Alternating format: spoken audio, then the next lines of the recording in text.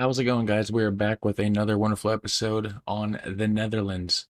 And this one was requested by a few people. It's part two of the Geography Now Netherlands reaction that I did before. This one is called The Flag Fan Friday Netherlands. So we're going to check this out. Part two. I believe this is where he goes through and just kind of like fixes mistakes from like possibly the first video. Not quite sure. So, anyways, Geography Now, check them out. Hit their channel up, give them a subscribe. So I'm gonna switch my screen over right now. There we go. And let's check this bad boy Hey everybody, out. welcome back to Flag/Fan Friday. Hope you like the Welcome back. Netherlands episode. So, as you know, this is the part where I fix some of the small mistakes we made in the episode, or I talk about the things that didn't quite make it into the episode. For one, yes, I know there are quite a few spelling errors. The There we largest go. one It was a probably little being the loud. Wadden not the Walden Sea. How you gonna spell that wrong? Come on, guy. At least he's fixing it though, right?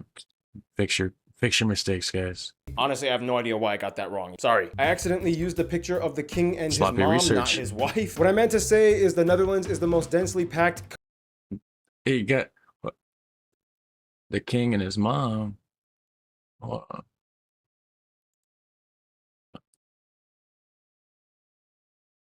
That's hilarious. and his mom, not his wife. What I meant to say is the Netherlands is the most densely packed country in the EU, not all of Europe. That title actually still belongs to Monaco. One thing I wish we could have kept, but I had to cut it out of the video because it was too long. Wrong information. I thought it. He's steering me the wrong way, guys. We talked about the massive infrastructure of transportation in the country. They have over 140,000 kilometers of road, 3,000 kilometers wow. of train track, 6,200 kilometers of waterways, including overpass the water waters, bridges, definitely. and get this, over 35,000 of waterways, What including is this? What in the fuck? That is pretty neat.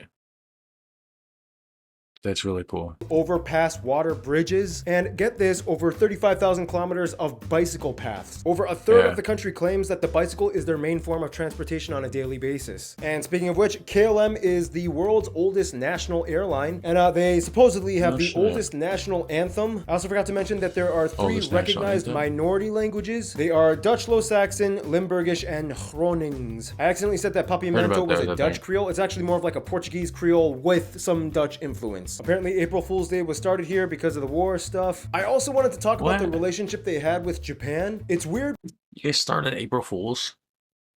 That's crazy. It's like huge here. Because the Japanese were pretty much isolated for a long time, and the only country they allowed to trade with was actually the Netherlands. In the 1600s, they set up a port at Hirado. Also, I forgot to mention that for a very brief period of time, they actually colonized parts of Brazil. And yeah, that's just about it. There's a lot of other things I could have mentioned. If I forgot anything, feel free to write it in the comments. That dude's got a lot of pictures of all sorts of places. Holy crap. Meantime, we gotta get to the flag. So without further ado. Without further ado.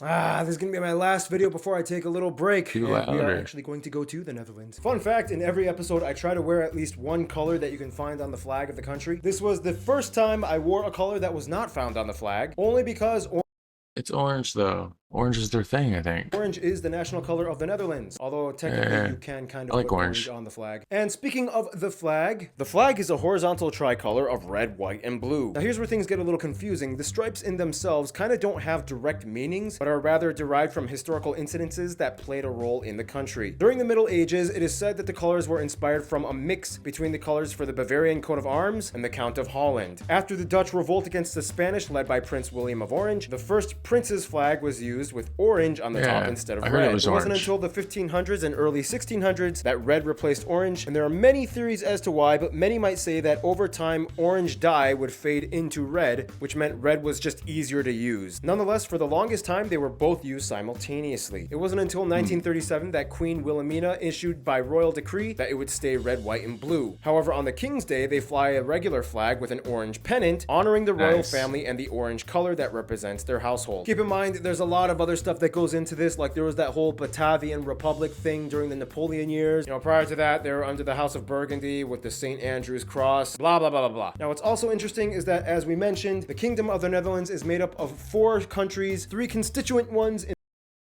4 countries? I thought it was 1 country. What the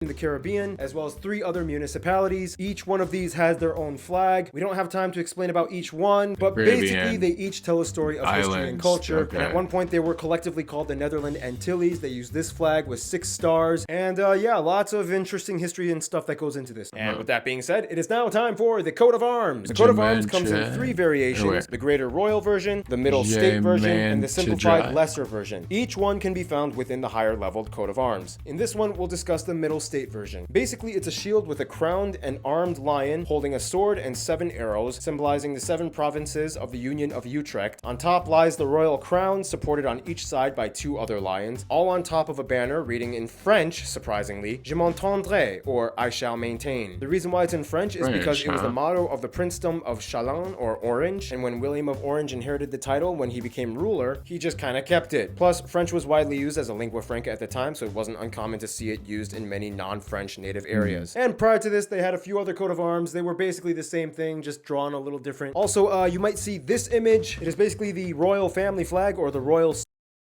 How accurate is all this stuff, guys? Because I don't know. I mean, evidently he made all these mistakes from the first video.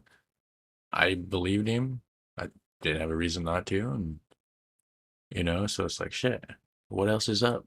What else is different, right? Standard. But yeah, that is basically just about it. And with all that being said and done, it is time for Geograph fan mail time. Oof. All right, guys. So we're going to just jump into this. But before we do, we have some guest stars. You know.